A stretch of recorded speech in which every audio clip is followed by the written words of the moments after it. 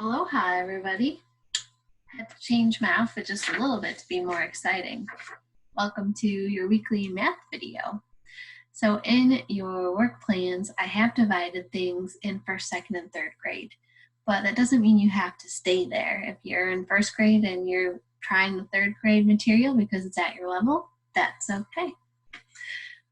Sometimes you might even find first and second grade they can benefit from some of the same lessons. So in second grade, as we prepare to do activities with adding 100 more or subtracting 100 less, a good warm-up activity is 10 more and 10 less. And even if you've done finding 10 more and 10 less than a number lots of times, and even if you're in third grade and you think it's easy peasy, I find a lot of the times these cross sections, when we come across these in our math work, they get to confuse us just because of how it looks. It looks scary, but I promise it's not, especially when you're using a 100 chart to help you. So my markers, I'm going to do this one with you guys because you'll be able to help me see what the answers are, especially after you watch the video that I've linked in your work plan. So when we're talking about number 32, if I would like to find 10 less, the answer is 22. Just based on using the cross section and using the 100 chart. But remember, it's the same as counting back by 10. So I'm going to write the answer with my markers, 22. 22 is 10 less than 32. What about 10 more than 32 based on the 100 chart? 42, you got it. I'm using the same color markers because I would like to be able to show you the pattern and see the pattern. So if I look at my numbers in the ones place, the twos never changed. The ones stayed the same. But in the tens, we've got 20, 30, 40. Those numbers are changing from a 2 to a 3 to a 4.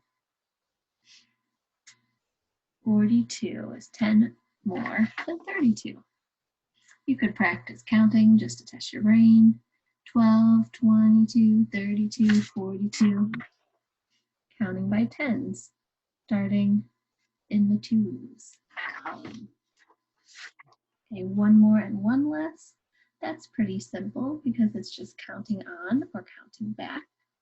But you can use the 100 chart to help you. 31, 32, and 33. So let's use my markers again so that I can see maybe there's a pattern here. What will be changing? Will the tens place be changing? Or will the ones place be changing? You tell me. In the tens, I notice we have 3 each time, 30, 30, 30. So no change there. But in the ones, we do see a change. 1, 2, 3. So even if you're in third grade, you want to do a review, see how quickly you could do this activity, you could jump on over to third grade. No, my brain said that wrong. You could jump on over to the first grade resources. Next up, in second grade, or really any grade, did you know that online there is a digital stamp game? So let me show you this. I think you're really gonna like it. Alrighty, I have to open up my page to show you. Ta-da! This is a virtual stamp game. So if you're in third grade and would like to practice multiplication using the stamp game, you can. For everyone, your one big tip is that when you open up this website, you need to zoom out so that you have more room to move the virtual materials. So the way that you can zoom out is by holding the button on your computer at the bottom left. It says Control. And then at the same time, press the minus sign button, which is right next to the number 0. Okay? So in second grade, Ms. Brown wants you to work with adding numbers where you have to do what's called regrouping. That means you might get up to 10, 11, 12 in one place value. You're going to have to bundle a 10 and regroup and move it over to the next place value. So let's just say I have 31. Okay, let me get out my little pen here so I can write 31. And I'm going to add 9 to it. All right, so I have set up the first add end of 31. And then I will be adding 9 more. So I'm going to try to keep the 1 separated from the 9 just a little bit. I'm dragging over 9 more. Ooh, this is a lot. I'm also trying to keep my units organized so I can easily see if there are 9. All right, I've set up 31, the first add end. I've set up 9, the second add end. Now we're ready to add, to combine. And we always start on the right, so we'll be starting with the ones. All right, let's push these ones all together and see how many I have. Let's see, 9 and 1 makes 10. And anytime we make a 10, we are ready to bundle. So I'm going to the bank. I will give them back all these ones. And in exchange, to make a fair trade, I'll get a 10. Whew, that's a lot of clicking. All right, I got my 10. So let's write down in our math problem what we just did. We made a bundle and we got another 10.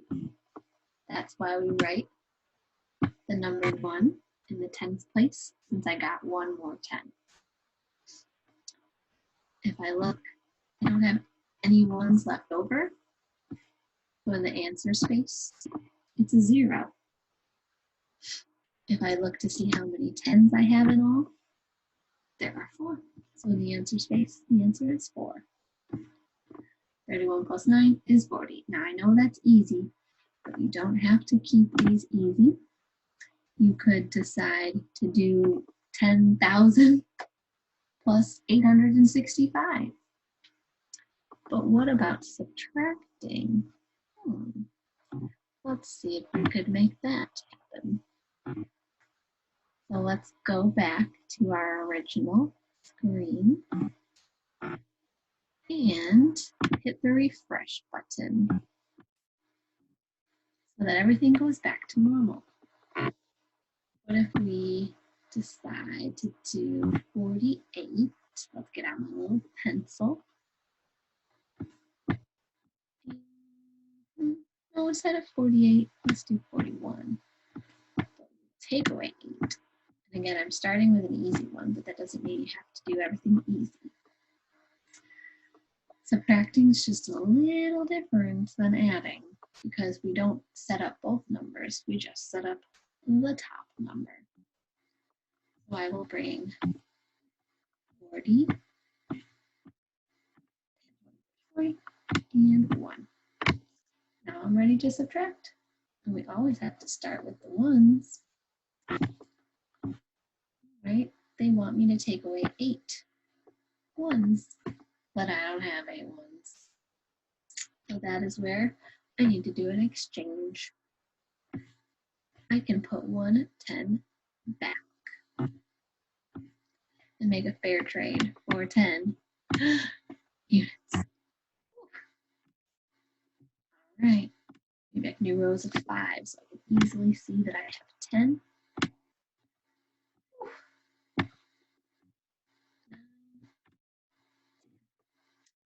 All right, let me go back over to my math problem so I can write down what I just did. I went to the tens place and I borrowed a 10 so that now there are only 3 tens left. I went to the bank and I brought my 10, changed him into units. So I brought 1 10 into the units place. When I say units or ones, those mean the same thing. How many ones do we have altogether? Looks like I have 10, 11. So again, in my math problem, that's why you see that there's 11 in the ones now. Whew, now I can finally subtract the 8 and put 8 back. 1, 2, 3, 4, 5, 6, 7, 8. There are 3 units left over. So get out my little handy dandy pencil. There are 3 tens left. So my answer is 33. And last but not least, let's not make the third graders feel left out. In third grade, I really need you to practice your multiplication facts. If you're already good at the facts, maybe you can improve on your fluency, how quickly you're able to practice and write your multiplication facts. And even if you think, oh, I already know these multiplication facts, I need to make sure that you understand what multiplication means. Because even the smartest of us, we don't always take the time to think, well, why does it work that way? So there are 2 different ways to think about what multiplication means. One, we call them arrays, and the other we call equal groups. If you're looking at the multiplication bead board, you're learning with arrays. So with this worksheet, it wants you to write a multiplication equation to find the number of shapes. So we put the shapes into nice little groups so that we don't have to count 1, 2, 3. That would just take too long. So the thing with arrays is you need to group the items with circles. So I'll use my marker and I'll group the items in circles. I've got 1, 2 circles. All right, 2 circles.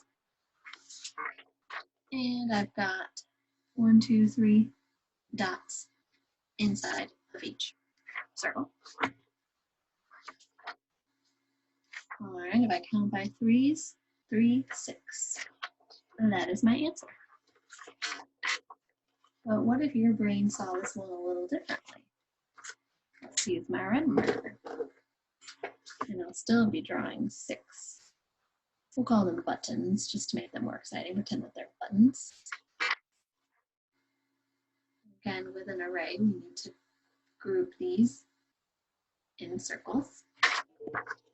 But my brain sees it this way. Well, now, how many circles did I make? 3. And how many little dots are in each? 2. If I count by 2s, 2, 4, 6. The answer is still 6. The commutative property would tell us that. No matter how you put the factors, maybe you put the 3 first, maybe you put the 3 second, the answer will remain the same. Now the thing about using equal groups to help understand multiplication is you don't get to pick and choose. You kind of just have to follow the rules.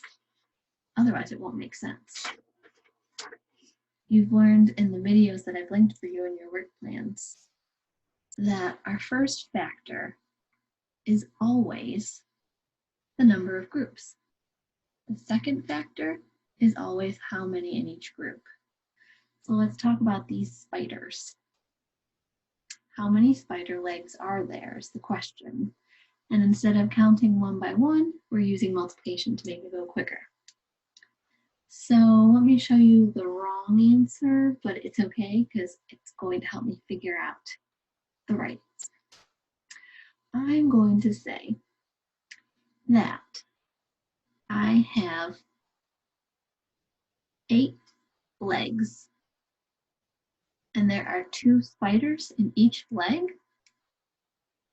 That doesn't make sense. So this cannot be 8 times 2. Let me try that again.